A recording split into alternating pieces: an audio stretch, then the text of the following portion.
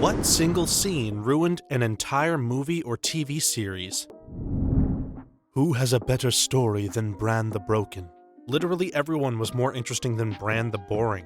Jaime, the just remembered he was the bad guy. Tyrion, the technically experienced at this.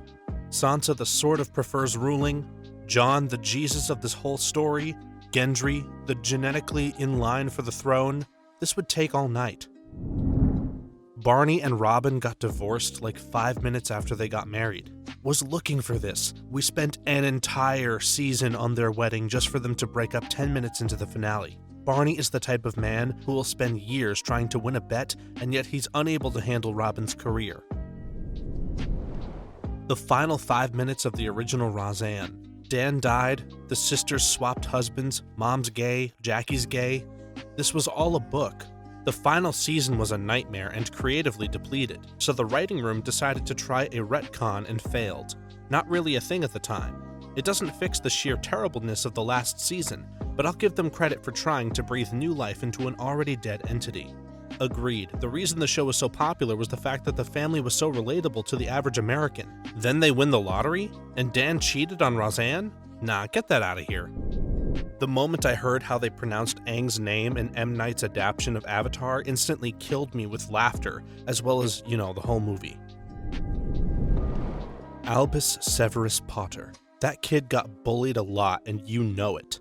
I think having one of the kids being named after one of them would have been fine, but having one kid named after both feels very fanfiction-like. How I Met Your Mother, 9 years of development and growth ends up trashed with 90 seconds of Barney and Robin getting divorced. Mom makes a cameo and Ted and Robin hook up. I have never gone back and watched a single rerun because of that debacle. Just turn it off the second Ted says, and that, kids, is How I Met Your Mother. So the first episode? Every doctor, hospital, ER show depicts physicians getting involved in patients' private lives once they leave medical care. Seriously? No physician around here does that unless he's trying to get laid. In the finale of Pretty Little Liars, when the evil twin sister was revealed, ruined the whole show for me. I recently did a rewatch of that show and oh boy, was that hard to get through. Watching teenage girls in couture and 6-inch heels, even though they're always physically running away from something, never password protecting their phones, laptops, etc., leaving important flash drives stuck in your open laptop in your living room, the evil twin twist was the cherry on top of a very sloppy cake. What always annoyed me was when they learned that people were watching or recording them through their open windows/open curtains, and they never bothered to close them after learning that. Even on the ground floor of their 2-story mansions, even at night. Nope, still gonna get naked in front of the open windows, so all the perverts can watch. The Dothraki charge into the Night King's army. I just sat there and told myself, what the heck is this ridiculous crap? The entire battle strategy was terrible. I mean, you had several different armies and no one bothered to point that out? The trebuchets were in front. Arya goes to King's Landing to kill Cersei. Jaime almost died in a fight.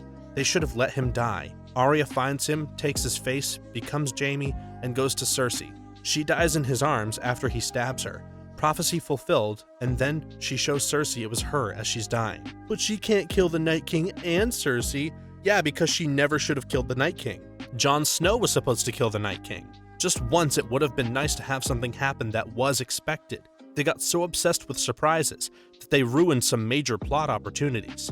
Jaime's actor has said that he was convinced that they were building to an Arya twist until he turned the page of his script book and there wasn't anything else written. You know the writing turned bad when all the cast was disappointed.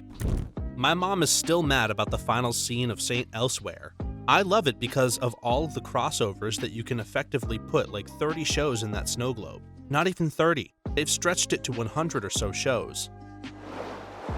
I really hated that in the movie 12 Years a Slave, they had him hook up with a woman while he was a slave. In his book, it's a true story that he wrote himself after getting out. He says he stayed faithful to his wife the whole time. I don't care if someone thought the audience wouldn't believe that. It's wrong for them to insert something like that when he clearly stated he didn't. Watching that right now. Haven't even read the book and I thought it was weird. Man's just seemed faithful. Carl Grimes' death. Screw Scott Gimble or whatever his name is. They really did that kid wrong on the show and in real life. I just saw Grimes, and I thought you were going to say Frank Grimy Grimes. The kiss between Sharon Carter and Captain America in Civil War. Why did they kiss in the first place, and why was it never addressed again? Because if you have an opening to kiss Captain America, you take it. Why did I read this in Ant-Man's voice?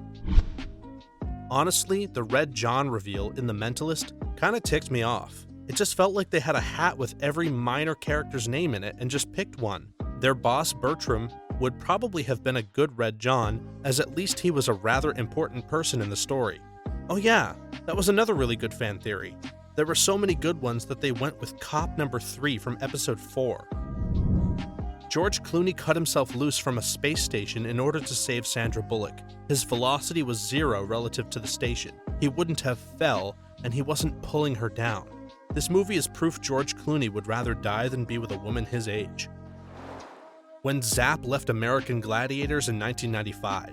Too soon, man, too soon.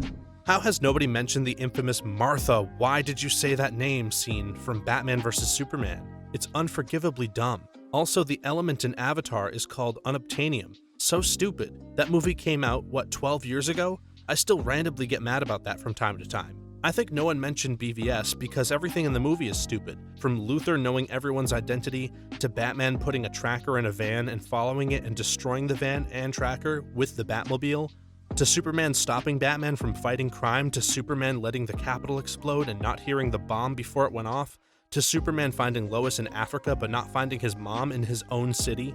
That is pretty out of character for Luthor.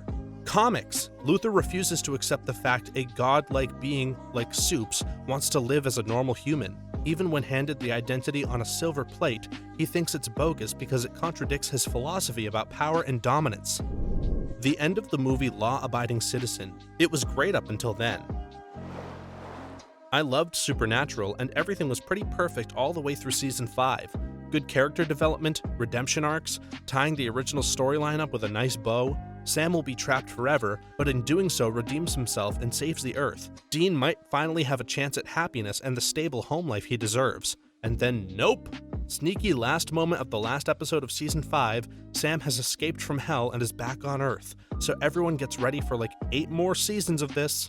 10 more. Show just ended after 15 seasons. I stopped watching it after God's sister got involved, and they stopped at the end of the world for the umpteenth time.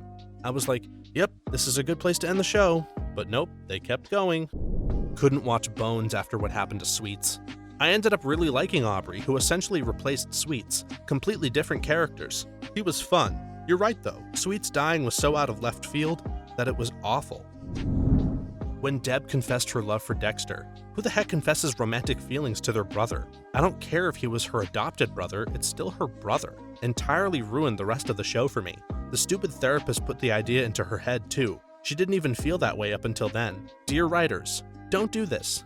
It is even more awkward when you realize that Jennifer Carpenter and Michael C. Hall were in the middle of a divorce while making this season. Honestly, I always thought the writers did this just to screw with them. It served no purpose to the plot, so why? The last 5 to 10 minutes of Veronica Mars. We're going to pretend season 4 doesn't exist, especially that ending. They were all so out of character the entire season. Okay, Logan showed adult growth and maturity, but nuts to the rest. The movie, or the books, are the end as far as I'm concerned. Season 4 is a fever dream, or like the gas leak season of Community. Star Wars 9. Spoilers ahead, but I really don't want you to watch it. It was only visually good and is no longer in cinemas. The story between Rey and Kylo Ren was really interesting. You had 2 people on differing sides, with different stories concerning their experience with the Force too, constantly fighting nearly to death, but increasingly with kind of a shared burden. One is definitely an insane antagonist, but one who was pulled to the light side, reverse Anakin.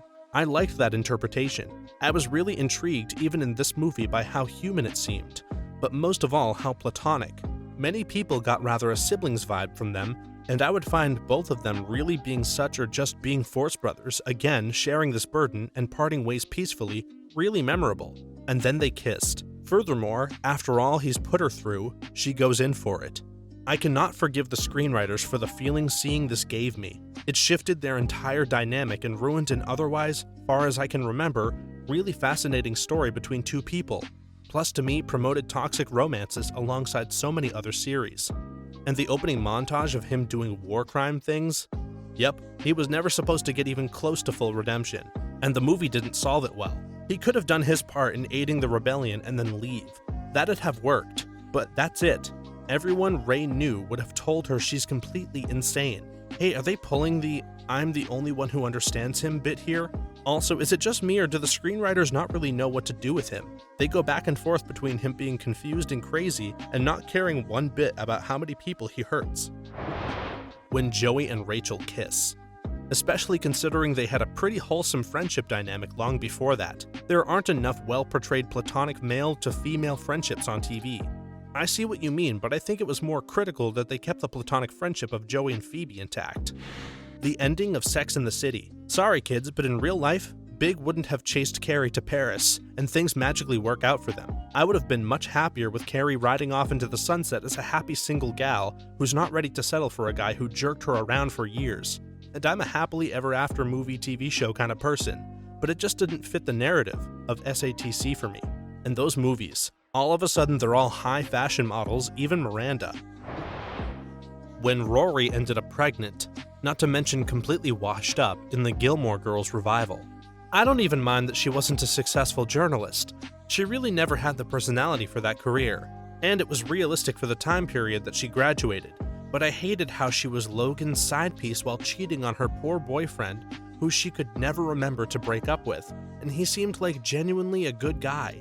Also, Luke and Lorelai living together for 10 years, and the subject of marriage and kids apparently just never came up. Lane seemed happy, even though I never really liked her, and Zach together. Jess seemed to be doing well too. And to be honest, Rory at this point doesn't deserve him. The only good storyline was Emily's in my opinion. After Richard's death, she had to learn to be her own person outside of their marriage. I absolutely loved when she became a guide at the museum and terrified all the kids. I know they'll probably never make more, so in my head once Logan finds out the baby is his, they'll realize they still love each other and finally decide to just be together. I loved Emily's story in the revival so much. I agree with you totally about Rory's career. It fits that after being told for years that she's special and amazing, that she totally crumbles when she isn't instantly successful. I also totally see it being realistic that she's cheating with Logan because she's always done what's made her happy at the expense of the other person. She did it with Dean, both when she broke up with him for Jess and when she slept with him while he was married, and didn't go through any significant transformation since then. Well, obviously Bobby's showering in Dallas after having been dead for 13 weeks. The way they fooled the tabloids was funny though. They had Patrick Duffy film it as a soap commercial. He comes out of the shower, says, "Good morning," then does his pitch for the soap. For the Dallas shock ending, they simply cut off the part after "Good morning." May already be on here, but Scrubs had an amazing last scene. JD seeing his happy future as he says goodbye to Sacred Heart. Then they made another season. What I find most frustrating about that is that the producers of the 9th season intended it to be a spin-off show. The network kind of forced them to call it Scrubs Season 9 because of Scrubs' success. If it hadn't been named Scrubs, it probably would have been a decent season or show. Source: some episode of Zach Braff's and Donald Faison's podcast. I'm most upset about how the setup for Season 9 undermines everything from the Season 8 finale. Season 8 ended with JD leaving Sacred Heart to live closer to Kim and actually be involved with Sam's life. Do we even see Kim and Sam in Season 9? Seems like JD really stopped caring about his kid after knocking Elliot up. Season 8 had an episode about how the distance was going to affect Turk and JD's friendship, and they accepted it. Not relevant at the start of Season 9 because they're working together again. JD had a damn heartfelt goodbye from Dr. Cox at the end of Season 8. Not relevant at the start of Season 9. That Season 8 finale was so damn good, Season 9 really did it dirty. When Indiana Jones jumped into that fridge to avoid a nuclear bomb strike. I liked the brief usage of the term nuking the fridge as a form of jumping the shark. Chris Chibnall single-handedly destroying more than 50 years of Doctor Who by making the timeless child be the Doctor. I've written the whole period off since Capaldi's regeneration. Flux isn't bad, but it's still got all of Chibnall's worst excesses in it. A guy at the stand in Gladiator. He had a camera and was wearing jeans. Man, that guy was from the future.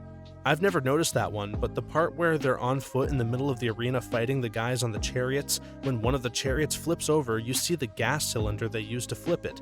It's right in the very center of the shot and visible for a good 2 seconds. The VIPs in Squid Game, they could have just shown up and not said a single word. The point of powerful rich men would still be made, but it wouldn't ruin the last couple of episodes with horrid dialogue. Now you know how it feels when a character speaks a foreign language in your flick. Only now, it's not just some meaningless exotic-sounding noise. Exactly this. Now they know how awkward it feels. Not so much a scene, but the butthole removal in the movie Cats.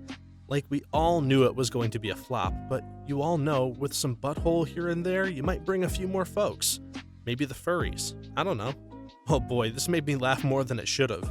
If I had a gold award, this is where I would put it. Poochie leaving for his home planet. Like, what? They just introduced this rad character for Itchy and Scratchy to hang with, and then he just leaves? They didn't even make it to the goddamn fireworks factory. How they ended the Pirates of the Caribbean franchise. Killed me that Orlando Bloom's character can only see his wife and son every 10 years. I actually thought it was kind of cool that they had a bittersweet ending like that. I love the ending to that movie so much. Once every 10 years is still better than dying on that boat. That crap episode of Stranger Things where there were other kids with powers, they tried so hard to make a spin-off work. That kiss scene in Prince Caspian, not in the book, made no sense in the context of the story, but for some reason they decided to shoehorn it in and sprinkle a load of sexual tension throughout the film leading up to it.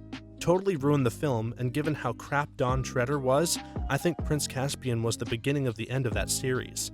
I've never seen a series with such a dramatic drop in quality between every movie as the Narnia movies. The first one is legitimately one of my favorite book-to-movie adaptations ever. It stayed true to the books, didn't really remove anything, and they added a few small things that actually were a very good fit well into the story. Prince Caspian is the most okay movie ever made, and Don Treader was a steaming pile of crap. Daenerys in the last episode of Game of Thrones. It was so dumb and forced. She's still the best character, and I pretend it didn't happen. I don't know if it counts, but there was also the game Little Hope. I loved it until the ending. It ruined everything, and I don't even want to replay it anymore. For me, it's the whole Maggie the Frog prophecy. It's the entire reason for Cersei's madness and her hatred of Tyrion. It says that she'll die at the hand of her younger brother. Jaime is the younger twin. Everything was being set up for that. Cersei becoming a mad regent, Jaime's redemption arc. I thought it was in the bag that she'd try to wildfire King's Landing during the siege, and Jaime would be forced to kill her. But instead, he undoes all his character development and runs back to her, and then they get crushed by debris. The problem is that it's the obviously correct thing to do for a character arc, but modern writers are obsessed with the idea of subversion. That's got to be the scene from Season 12 of Doctor Who, where they explain that the Doctor is not from this universe and that the people who found her stole the secret to practical immortality from her. This single scene rewrote everything we know about the Doctor and destroyed the legacy of one of the longest-running TV shows. Rip William Hartnell, you will always be the first Doctor in my heart. Plus, the whole point of the Doctor is that they were nothing special for a Time Lord, but had to become something special to survive and to make a place for themselves in the universe. Now the writers are just like, oh lol, they were born special. They didn't do crap to make themselves something, it's innate. I'm so upset. When a threat was built up for 8 seasons and was stabbed by a teenage girl, causing him to shatter, an entire army that he had been raising from the dead for thousands of years dropped dead. All he had to do was not show up to the fight at all. I had no problem with who it was. I had a problem with how such a heavy threat was apparently brought down so easily. I don't mind who did it, but more so if it was the Night King's first battle south of the Wall, if they had him completely take the north with a few of the big names making it out and fleeing south, and then maybe when he's pushing on King's Landing is when she kills him. It was just so anticlimactic. That he was such a badass and had so much power to throw a spear and kill a dragon in one shot and lose his first battle, lol. In WandaVision, Monica Rambeau told Wanda they'll never know what you sacrificed to them, after she literally kidnapped and mentally tortured men, women, and children. She knew 100% what she was doing and didn't care. Screw Wanda. I remember this scene. It's so hilarious when you know what she did to those people, literally begging her to end it. Any more and they would have begged for death. The Star Trek Into the Darkness scene where the doctor chick just gets undressed. It's so dumb because in the very next scene she's wearing the same exact clothes as she was before. Why did she get undressed? It definitely wasn't to change, so who knows? It was to make the thumbnail for the trailer. The last season of Sons of Anarchy was pretty awful, but there was one where they took on a group of former military guys by hiding in an obvious place, and the experienced vets never saw it and got killed. Remember when the annoying hospital administrator who looked down on Tara was retconned as being a former biker whore with a full back tattoo from her old gang? Dan being Gossip Girl. That twist did not make sense at all, but it transitions perfectly into Dan being Joe Goldberg. I wouldn't say this ruined the movie, but it made me frustrated, and the character makes me low-key mad every time I see him. In Avengers Infinity War, Star-Lord does something incredibly stupid at a very critical moment. You know what I'm talking about if you've seen the movie. I get upset every time I think of the scene. I get upset every time I see Star-Lord. When I think of Infinity War, Star-Lord being a dumbass is the first thing that comes to mind rather than all the awesome fight scenes. Every character makes a fatal mistake that leads to the outcome of the movie. Star-Lord's is just the most obvious and egregious of them. Doctor Strange's? Well, not firing the gigantic Chekhov's gun from the start of the movie. You know the one. The one where he literally cut someone's hand off by closing a portal around its arm? In the movie whose plot revolves around cutting someone's hand off? Where you establish that the Magic Man can effortlessly cut off someone's hand? The Tarzan scene in Indy and the Kingdom of the Crystal Skull. Game of Thrones, Stannis sacrificing his daughter? He would have never done it ever, especially book version Stannis. Jane the Virgin when Michael returned from the dead. Rey Skywalker. Some YouTube critic pointed it out best of why she would take the name Skywalker and not something like Organa or Solo. Who do you think she had a better relationship with? The nice old lady who gave her hugs, or the scary homeless man who yelled at her? When Negan smashed Glenn's head in with Lucille, it divided the fanbase so much they didn't even have another zombie get killed the entire rest of Season 7. Kind of mad Han Solo died. At least he did so he wasn't attached to the sequel trilogy for long. I know Harrison Ford originally wanted to die in Star Wars, which is why they had him frozen in the original trilogy. Michael Scott leaving The Office basically ruined the entire series from that point forward. It still has its good points, but I couldn't even bother with the last season. Very rarely does something ruin the whole thing for me. I'm the kind of person that would still enjoy the good parts, even if they would be less good than they used to be. Anyway, a few examples are, the ending of the first Fantastic Beasts film is when Colin Farrell's character turns into an evil-looking Johnny Depp as he was revealed to be Grindelwald. I knew from that moment that any sequels would not be about Newt anymore. I don't know why they still called the sequels Fantastic Beasts. Not one scene, but the few scenes of Bruce Wayne embarrassing himself in the Dark Knight trilogy. Like when he's sleeping in a business meeting or at parties. I mean, the Bruce I know does put on an act of a playboy to the public, but he's not detestable. In fact, he was still a very likable person, and he's in fact a good businessman. It's the reason I'm not a big fan of the Dark Knight trilogy. When Anakin joked about how being a slave master suits him in the Clone Wars show, and when Obi-Wan was waiting and wanting Anakin to blow up his cover to save him instead of wanting him to keep up the act to save the people that they came to save, or reprimanding him for potentially ruining the chance of saving them. These didn't ruin the show, just that specific arc, and affected my opinion over how they were handling the characterization of these two in that show. I would be down for 2 to 3 movies of Newt having quirky magic adventures tracking down fantastic beasts, aka the title of the series, but they pivoted into being Harry Potter prequels. What on earth do shy little Newt and his animals have to do with Magic Hitler? Thanks for watching until the end. Be sure to hit that like button, subscribe, and check out our channel to see more exciting videos.